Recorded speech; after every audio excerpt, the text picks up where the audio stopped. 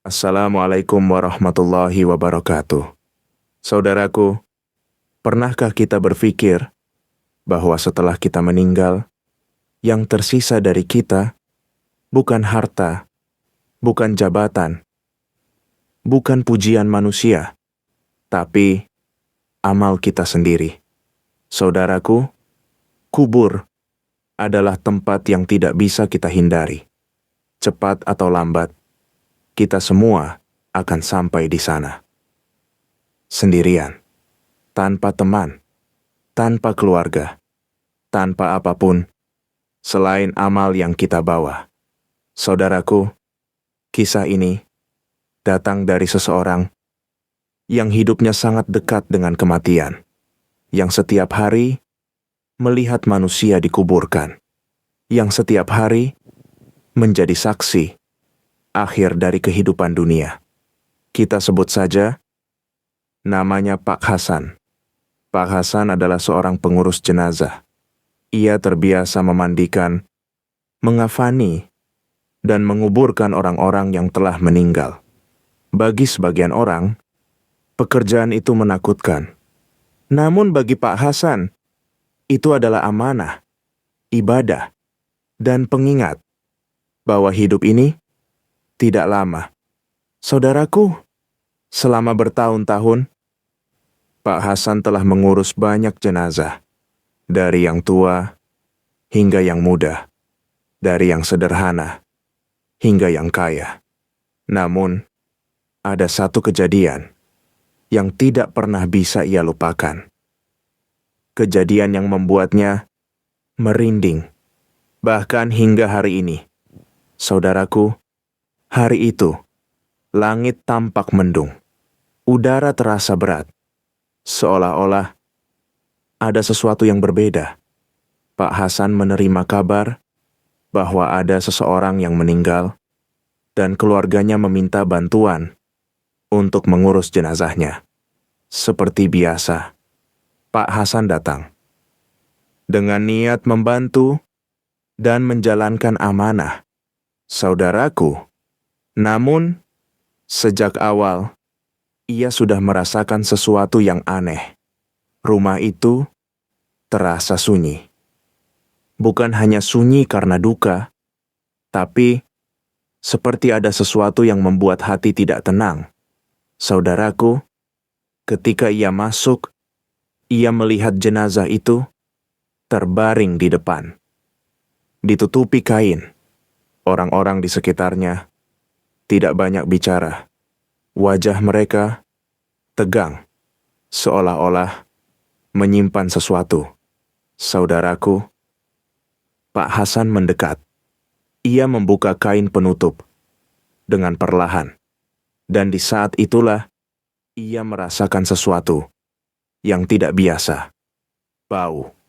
Saudaraku, bukan bau biasa, bukan bau jenazah yang wajar, tapi bau yang sangat menyengat, menusuk, membuat dada terasa sesak. Pak Hasan terkejut. Ia menahan napas, namun ia tetap mencoba tenang. Saudaraku, ia mulai memandikan jenazah itu. Air disiramkan, namun bau itu tidak hilang, malah terasa semakin kuat. Saudaraku, orang-orang di sekitar mulai mundur. Ada yang menutup hidung, ada yang tidak kuat, dan keluar dari ruangan. Namun Pak Hasan tetap bertahan. Ia tahu, ini adalah tanggung jawabnya. Saudaraku, ketika ia selesai memandikan, ia mulai mengafani jenazah itu. Kain putih dibentangkan, seperti biasa. Namun, sesuatu yang lebih aneh terjadi. Saudaraku, kain kafan itu perlahan berubah, bukan karena kotor, bukan karena noda biasa, tapi warnanya berubah menjadi gelap, seolah-olah menyerap sesuatu. Saudaraku, Pak Hasan terdiam. Tangannya gemetar. Ia belum pernah melihat hal seperti ini. Belum pernah. Kain putih yang seharusnya bersih berubah menjadi hitam. Saudaraku, ia mencoba mengganti kain itu dengan yang baru, dengan harapan. Ini hanya kesalahan.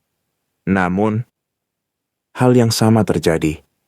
Kain itu kembali menghitam. Saudaraku, di saat itu, hati Pak Hasan bergetar. Ia sadar, ini bukan hal biasa.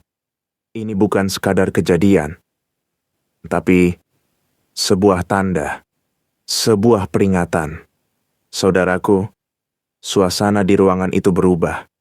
Yang tadinya hanya duka, kini menjadi mencekam. Orang-orang mulai berbisik, mulai takut, mulai gelisah. Saudaraku, Pak Hasan mencoba menenangkan diri. Ia melanjutkan proses. Meskipun hatinya tidak tenang, karena ia tahu jenazah itu harus tetap diurus, harus tetap dimakamkan. Saudaraku, namun di dalam hatinya, pertanyaan terus muncul. Apa yang sebenarnya terjadi? Siapa orang ini? Dan apa yang telah ia lakukan? Hingga kain kafannya tidak lagi putih. Saudaraku, malam itu, Pak Hasan tidak bisa melupakan kejadian itu. Bau yang menyengat, kain yang menghitam, dan perasaan yang tidak bisa ia jelaskan. Saudaraku, keesokan harinya, ia mulai mencari tahu tentang siapa orang itu, tentang kehidupannya. Dan apa yang ia temukan membuat hatinya semakin berat. Saudaraku, malam itu, Pak Hasan tidak bisa tidur. Bau yang ia rasakan seolah-olah masih melekat, meskipun ia sudah pulang, mencuci tangan, bahkan mengganti pakaiannya. Namun, perasaan itu tidak hilang. Saudaraku, bukan hanya bau, tapi kejadian itu terus terulang di pikirannya. Kain kafan yang berubah hitam, sesuatu yang tidak pernah ia lihat selama bertahun-tahun mengurus jenazah. Saudaraku, pagi harinya, ia memutuskan untuk mencari tahu tentang siapa sebenarnya orang yang kemarin ia urus. Ia mulai bertanya kepada warga sekitar. Awalnya, tidak ada yang ingin bercerita. Mereka hanya diam, saling berpandangan, seolah-olah ada sesuatu yang disembunyikan. Namun, setelah beberapa saat, perlahan, kebenaran itu mulai terungkap. Saudaraku, orang itu dikenal bukan karena kebaikannya, bukan karena ibadahnya, tapi karena perilakunya yang menyakiti banyak orang. Ia sering berbuat curang, mengambil hak orang lain, tidak jujur dalam pekerjaannya, dan yang paling menyakitkan, ia tidak peduli dengan dosa. Saudaraku, ia juga dikenal jarang sholat, bahkan sering meninggalkannya, lebih memilih dunia daripada akhirat. Saudaraku, ketika Pak Hasan mendengar semua itu, hatinya semakin bergetar. Ia mulai mengerti bahwa apa yang ia lihat bukan kebetulan, bukan sesuatu yang tanpa sebab, tapi sebuah peringatan. Saudaraku, malam berikutnya, sesuatu yang lebih mengerikan terjadi. Pak Hasan bermimpi, namun mimpi itu terasa begitu nyata, seolah-olah ia benar-benar berada di sana. Saudaraku, dalam mimpinya, ia kembali ke tempat itu.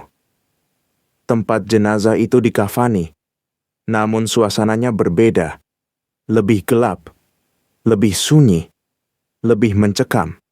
Saudaraku, di hadapannya, terbaring jenazah itu. Masih dengan kain kafan yang gelap, dan bau itu kembali terasa, lebih kuat, lebih menyengat. Saudaraku, tiba-tiba jenazah itu bergerak. Perlahan, Pak Hasan terkejut. Ia mundur. Namun, kakinya terasa berat. Seolah-olah tidak bisa melangkah. Saudaraku, jenazah itu mengeluarkan suara lemah, penuh penyesalan, dan sangat menyayat hati. "Pak, tolong." Saudaraku, suara itu membuat tubuhnya merinding. Ia ingin menolong. Ia ingin membantu. Namun, ia tidak bisa. Saudaraku, jenazah itu menangis, menjerit, dengan suara yang penuh penderitaan. "Kenapa aku tidak berubah? Kenapa aku tidak jujur? Kenapa aku meninggalkan sholat?"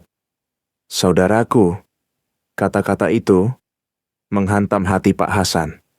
Ia melihat kain kafan itu semakin gelap, seolah-olah menjadi saksi dari semua dosa yang pernah dilakukan. Saudaraku, bau itu semakin kuat, seolah-olah bukan hanya bau jasad, tapi bau dari dosa yang selama ini disembunyikan.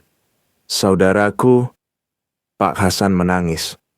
Dalam mimpi itu, ia merasa tidak berdaya. Ia hanya bisa melihat tanpa bisa menolong.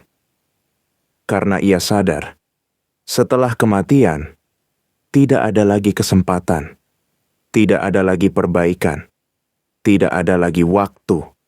Saudaraku, tiba-tiba semuanya hilang.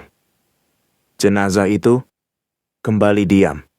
Suara itu menghilang, dan suasana kembali sunyi.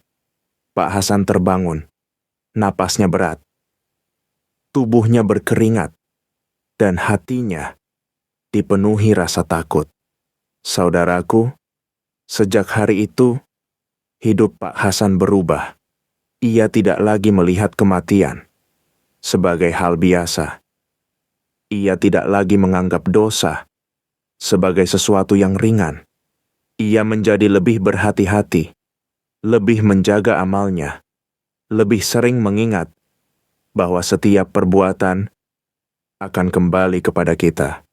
Saudaraku, bagaimana dengan kita? Apakah kita masih merasa aman dengan dosa yang kita lakukan?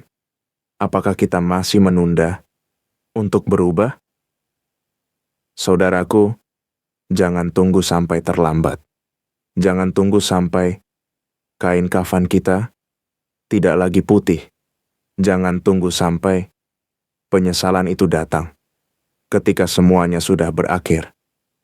Saudaraku, selagi kita masih hidup, masih ada waktu, masih ada kesempatan, masih ada jalan untuk kembali.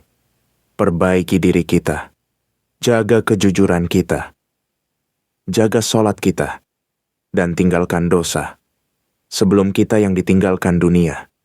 Saudaraku, karena ketika waktu itu datang, tidak ada yang bisa kita bawa selain amal. Dan tidak ada yang bisa menyelamatkan kita selain rahmat Allah. Semoga kita termasuk orang-orang yang diampuni dosanya, yang diterima amalnya, dan yang dimudahkan urusannya. Amin ya rabbal alamin. Wassalamualaikum warahmatullahi wabarakatuh.